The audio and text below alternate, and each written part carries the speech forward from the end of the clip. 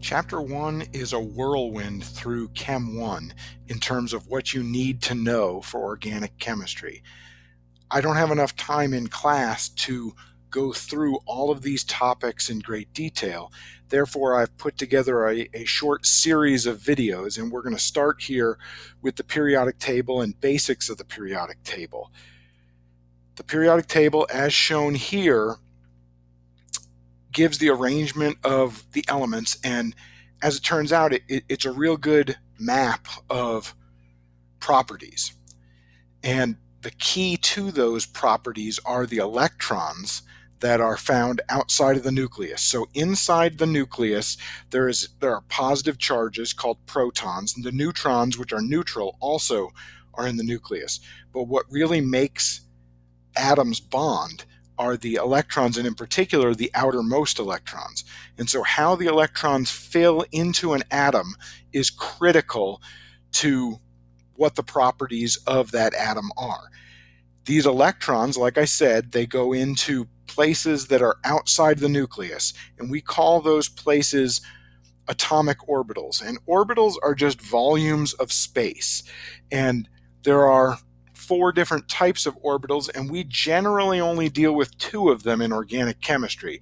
Those are the s orbitals, which are found at the top of this slide, and the p orbitals, which are found at the bottom of this slide. Every orbital can hold 2 electrons, and in every energy level there is 1 s orbital, and if the p orbitals are allowed, every time there are p orbitals, there are 3 p orbitals. And so an s subshell can hold 2 electrons, and a p subshell can hold 6 electrons, because again, every orbital can hold 2 electrons. There are, in addition to this, d orbitals as well as f orbitals. I'm not going to show you the shape of the f orbitals. These are the shapes of the d orbitals. Those generally, while you did learn about them in Chem 1, they generally don't play a role in organic chemistry, so I'm not going to spend very much time on that. Now, the electrons fill into energy levels from lowest energy level to highest energy level. And what you see here on the screen is just a filling diagram or an orbital diagram for how electrons go into atoms. And so the first 2 electrons would go into the 1s subshell, and then there would be 2 electrons going into the 2s subshell, then the 2p. So again, just moving up in energy is where you would have a change in what subshell, and you can see that here. Another important thing to note is that if the electrons are, or excuse me, the orbitals are the same energy, electrons don't pair until they have to. That is called Hund's rule. And so if we had 3 electrons in the 2p subshell, there would be 1 in each of these orbitals. And so just some information there on quantum numbers, which again, I don't want to get into. Electron configuration is somewhat important. And again, that is just the distribution of electrons in an atom. Where are they? Where do the electrons live? And the code for that can be seen here, where the number before the letter is the energy level, or what we would refer to as the principal quantum number. The letter is telling us, it's called the angular momentum quantum number, but it essentially tells us what kind of house the electron lives in. And then the number, the superscript, tells us how many electrons are in that subshell. Another way of showing this is with an orbital diagram. This is the electron configuration for hydrogen. There is 1 electron. And so we would just put an arrow to represent that electron, and it is in the 1s subshell.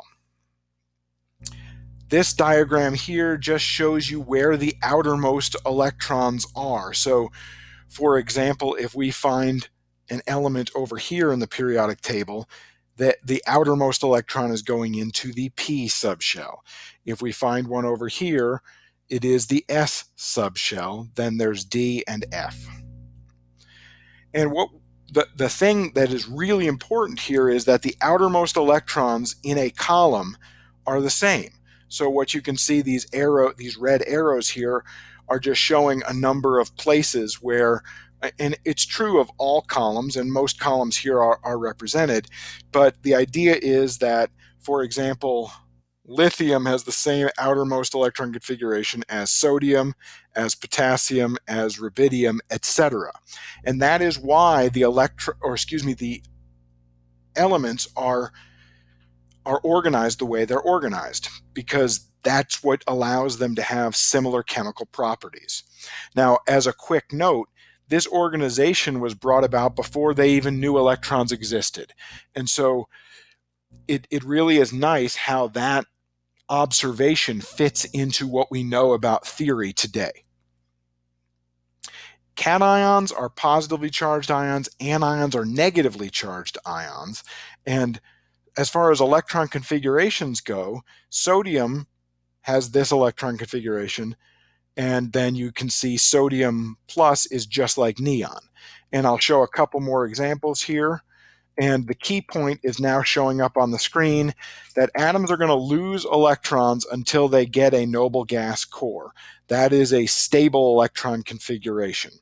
Similarly, if we go to anions, which are negatively charged ions, we can see a similar type of trend. In this case, electrons are going to be gained until we get the noble gas outer electron configuration. And that is, again, what's stated here on the screen. And so if we walk through this, if the outermost electron configurations are the same in a column, in general, the charges that those atoms form are going to be the same. And that is demonstrated here on this periodic table. So everything in group 1A forms a 1 plus ion. And then the other examples are shown as well. In terms of transition metals, the weird thing is, and I don't have tons of time, and actually I'm going to move through this very quickly because we generally don't deal with transition metals in organic chemistry. But the idea is that even though we fill the s orbitals first, we take from the s orbitals as well. And actually, this isn't at all critical to organic chemistry, so I'm gonna move through that. The final thing that I wanted to talk a little bit about in this mini lecture here is just some periodic trends. And what you can see is that atomic radius increases as you go down, and it increases as you go from right to left. And this has to do with the effective nuclear charge of the atoms. But generally, atoms in the same rows have this very similar atomic radii, but as you go down, the atomic radii increases. But things in the same column have the same types of properties. And this is just atomic radius with ionic radius. And as you can see, negative ions are always bigger than their atoms, and positive ions are always smaller than their atoms, and that is pointed out right here. So cations are always smaller, so positively charged are always smaller, and anions are always larger.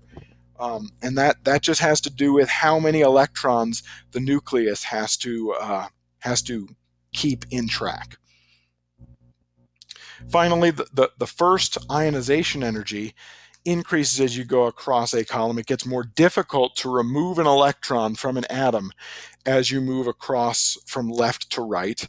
And so you can see that, for instance, lithium is going to be very low, and it continues to go up until neon, which is at the far right. Then it drops back down for sodium, increases again for argon. And so some general trends for first ionization energy can be found here.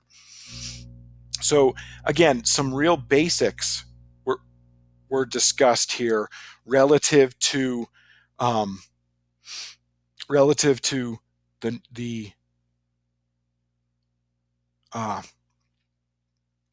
the periodic table, and we'll continue this with other discussions.